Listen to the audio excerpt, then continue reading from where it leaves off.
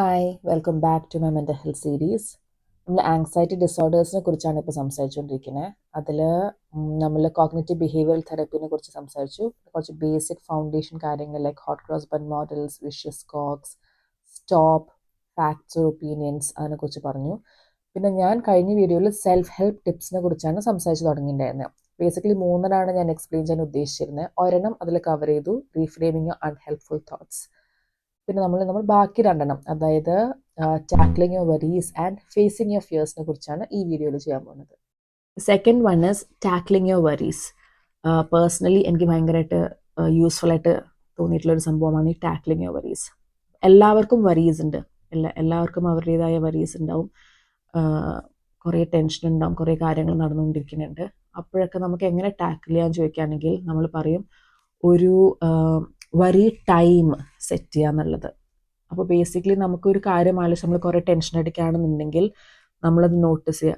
Okay, ഇതിനെക്കുറിച്ച് എനിക്ക് ഭയങ്കരമായിട്ട് ഞാൻ വറീഡ് ആവുന്നുണ്ട്, അതിൻ്റെ കോൺസിക്വൻസസിനെ കുറിച്ച് ഞാൻ ഭയങ്കരമായിട്ട് വറീഡ് ആവുന്നുണ്ട്. അത് നോട്ട് ഡൗൺ ചെയ്യാം. ഓക്കെ, ഇനി mobile or piece of paper അത് നോട്ട് ഡൗൺ ചെയ്യാം. എന്ന് ഞാൻ പറയാം, ഇതിനെക്കുറിച്ച് ഞാൻ എൻ്റെ വറി ടൈമിൽ ചിന്തിച്ച് അതിനൊരു സൊല്യൂഷൻ നോക്കും. ഇപ്പോൾ focus on what's going on now. അവിടെ ഡിസ്ട്രാക്ട് ചെയ്യാം. നേരത്തെ പറഞ്ഞ 5, 4, 3, 2, 1 ഒക്കെ യൂസ് ചെയ്തിട്ട് നമുക്ക് വേണമെങ്കിൽ ഡിസ്ട്രാക്ട് ചെയ്യാം. പിന്നെ ഇവിടെയാണ് ഈ മൈൻഡ്ഫുൾനെസ് ഒക്കെ ഭയങ്കര ഹെൽപ്ഫുൾ. അതായത് നമ്മൾ എങ്ങനെ പറയാമെന്നറിയോ, animals and young children are very mindful എന്ന് പറയും. ഫോർ എക്സാമ്പിൾ, നമുക്കിപ്പോൾ ഒരു ഗാർഡൻ ഉണ്ടെന്ന് ആലോചിക്കുക. നമ്മൾ ആ ഗാർഡനിലേക്ക് പോവുകയാണെങ്കിൽ നമ്മുടെ മനസ്സിൽ വരുന്ന തോട്ട്സ് ആയിരിക്കും, ഇതിൻ്റെ നമുക്ക് അതിന് ലെവലിയാറായി, ഭയങ്കര കാട് പിടിച്ച് കിടക്കാണ്, അങ്ങനെ എന്തെങ്കിലും ടാസ്ക്സ് ഒക്കെ ആയിരിക്കും നമ്മുടെ മനസ്സിൽ വരിക. പക്ഷെ കുട്ടികളാണെങ്കിൽ അവർ ചിലപ്പോൾ കൂടുതലും അവിടെ ഉള്ള ചെറിയ ഉറുമ്പുകളോ അല്ലെങ്കിൽ എന്തെങ്കിലും സ്മോൾ ക്രീച്ചേഴ്സ് അതിലൊക്കെ ആയിരിക്കും അവരുടെ ഇതുണ്ടാവുക. അല്ലെങ്കിൽ മഴ പെയ്തിട്ടുണ്ടെങ്കിൽ മഴ വന്നിട്ടുള്ള ഒരു മണമുണ്ടെങ്കിൽ ആ മണമായിരിക്കും അവർ ആസ്വദിക്കുക. നമ്മളൊന്നും ഒരിക്കലും അറിയില്ല, നമ്മളിലേക്ക് ആ ടാസ്ക്സ് ആയിരിക്കും ആലോചിക്കുക. അല്ലെങ്കിൽ ഫോർ എക്സാമ്പിൾ നമ്മളൊരു വാക്കിന് പോവാണ്, നമ്മൾ വെറുതെ നടന്നുകൊണ്ടിരിക്കുകയാണെങ്കിൽ നമ്മുടെ മനസ്സിൽ എപ്പോഴും നമ്മൾ നടക്കുന്ന സമയത്തുള്ള ചിന്തകൾ നമ്മൾ ചെയ്ത കാര്യങ്ങളെക്കുറിച്ച്, നമുക്കിനി ചെയ്യാനുള്ള കാര്യങ്ങളെക്കുറിച്ചൊക്കെ ആയിരിക്കും. അല്ലാണ്ട് അപ്പോൾ ചുറ്റും നമ്മൾ കാണുന്ന കാര്യങ്ങളിൽ നമ്മുടെ ശ്രദ്ധ പെടാനും നമ്മൾ ഫോക്കസ് ചെയ്യാനും അതിനെക്കുറിച്ച് ആലോചിക്കാനൊക്കെ ഭയങ്കര ചാൻസസ് കുറവാണ്. വേറൊരു എക്സാമ്പിൾ പറയാം. നമ്മൾ പാത്രം കഴുകിക്കൊണ്ടിരിക്കുകയാണ്. പാത്രം കഴുകിക്കൊണ്ടിരിക്കുമ്പോൾ നമ്മുടെ മനസ്സിൽ യൂഷ്വലി ഇപ്പോൾ ഡെയിലി ചെയ്യുന്ന ഒരു സംഭവമായിരിക്കില്ല മിക്ക വീടുകളിലും. അപ്പോൾ നമുക്ക് ഇതിന് മുമ്പ് ചെയ്യുന്ന നമ്മുടെ കാര്യങ്ങൾ എന്തൊക്കെയാണ്, ഇനി ഇത് കഴിഞ്ഞിട്ട് പാത്രം കഴുകിയതിന് ശേഷം എന്തൊക്കെ പണികളുണ്ട് നമുക്ക് ബാക്കി ചെയ്യാൻ, അല്ലെങ്കിൽ നമ്മൾ ഇന്ന് ചെയ്ത എന്തെങ്കിലും തെറ്റുകളെക്കുറിച്ച് അനലൈസ്, അല്ലെങ്കിൽ എന്തെങ്കിലും റിഗ്രറ്റ്സിനെ കുറിച്ച് ആലോചിക്കുക. അതൊക്കെ ആയിരിക്കും യൂഷ്വലി സംഭവിച്ചുകൊണ്ടിരിക്കുക. പക്ഷെ കുട്ടികളാണെങ്കിൽ അതിൽ അപ്പോൾ നമ്മൾ സോപ്പിട്ട് കഴുകുന്നതിൻ്റെ ആ ബബിൾസ് പൊട്ടണതൊക്കെ ആയിരിക്കും അവർ ശ്രദ്ധിക്കുന്നുണ്ടാവുക.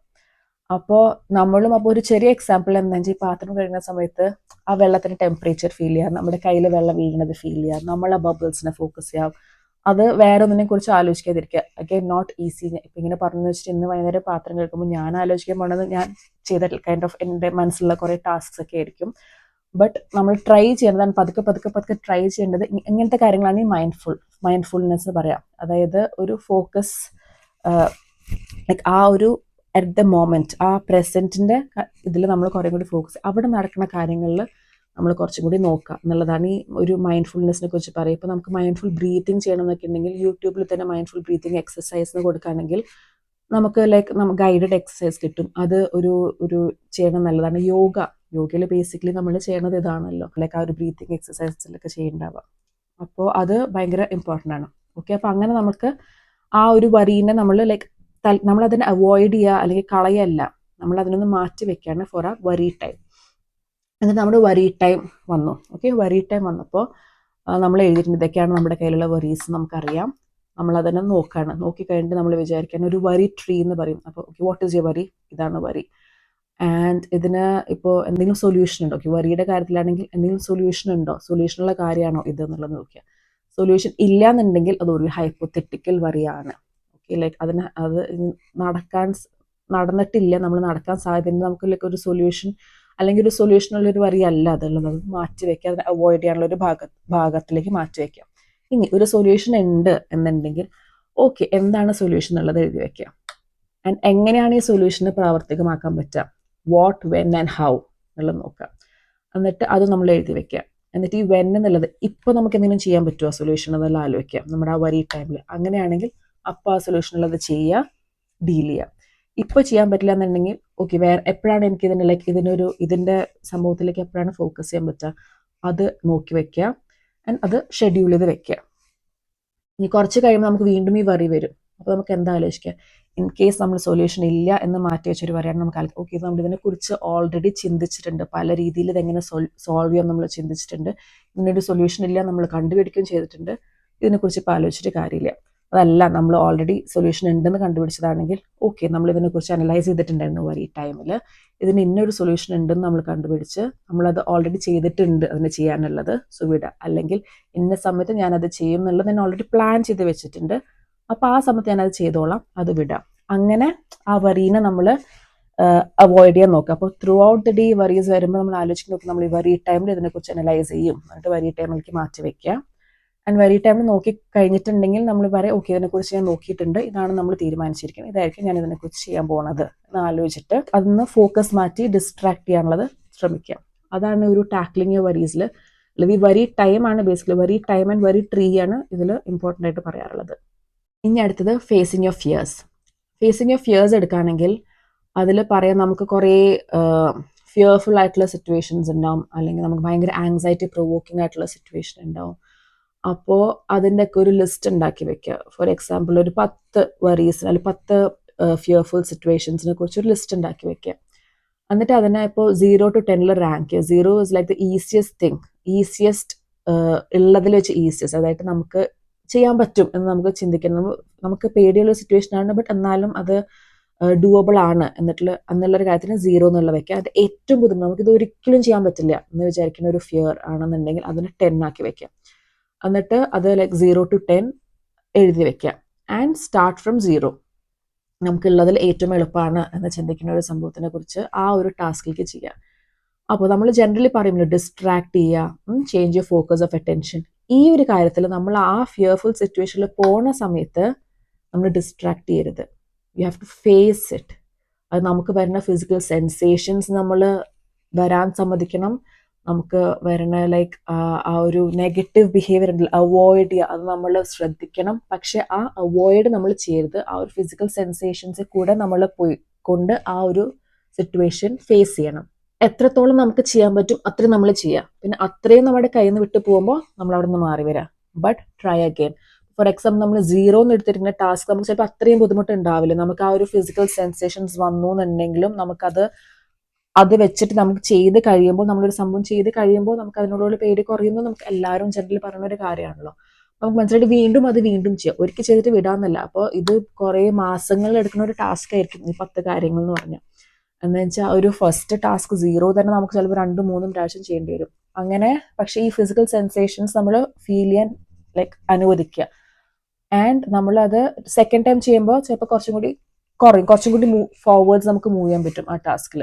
അങ്ങനെ നമുക്ക് ആ ടാസ്ക് കിട്ടിക്കഴിയുമ്പോൾ ഒന്നും കൂടി ചെയ്യുക. ലൈക്ക് ആ ടാസ്ക് ഒന്നും കൂടി നമ്മൾ ചെയ്തിട്ട് ആ ടാസ്കിൽ നമ്മൾ കോൺഫിഡൻ്റ് ആകുമ്പോൾ നമ്മൾ 1 എന്താണ് മാർക്ക് ചെയ്തിരിക്കുന്നത് അതിലേക്ക് പോകും. അങ്ങനെ 1, 2, 3, 4 up to 10 നമ്മൾ മൂവ് ചെയ്യാം.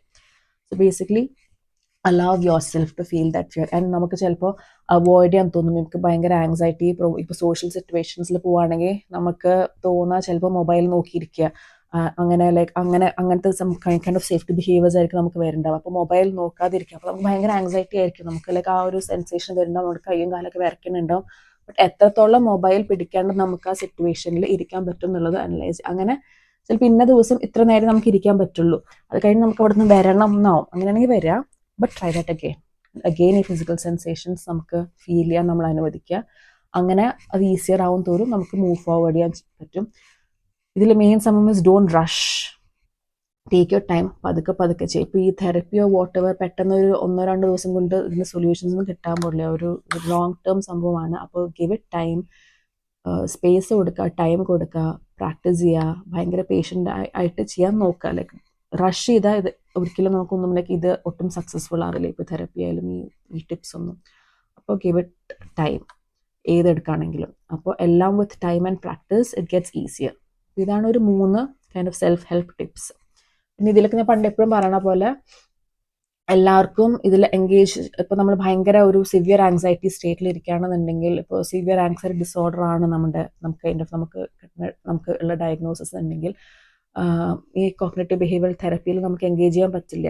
ഈ കൈൻഡ് ഓഫ് ഈ ടിപ്സും അതിനുള്ള പേഷ്യൻസും ഒന്നും നമുക്ക് ഉണ്ടാവില്ല. നമുക്ക് അതിനുള്ള മനസ്സാരി അതിനോട് നമുക്കൊരു ഒരു kind of presence of mind വേണം ഇതൊക്കെ ചെയ്യാൻ പറ്റണം എന്നുണ്ടെങ്കിൽ. ഫോർ എക്സാമ്പിൾ ഞാൻ നേരത്തെ പറഞ്ഞ ഇപ്പോൾ ഫേസിങ് ഓഫ് ഫിയേഴ്സ് ഒക്കെ നോക്കുകയാണെങ്കിലും സമാധാനമായിട്ടിരിക്കുന്ന സമയത്തേ നമ്മൾ ഇതിനെക്കുറിച്ച് ആലോചിക്കും ഇതിനുള്ള സൊല്യൂഷൻസ് ഉണ്ടാക്കാൻ പാടുള്ളൂ. അപ്പോൾ ബിക്കോസ് ആ സമയത്ത് നമുക്കിതൊന്നും ആപ്ലിക്കബിൾ ആയിരിക്കില്ല. ഇതൊക്കെ നമ്മൾ സമാധാനമായിട്ട് ഇപ്പോൾ വറി ടൈം ആയാലും നമ്മൾ മാറ്റി വെച്ചിരിക്കുന്ന കുറച്ച് സമയമാണ്.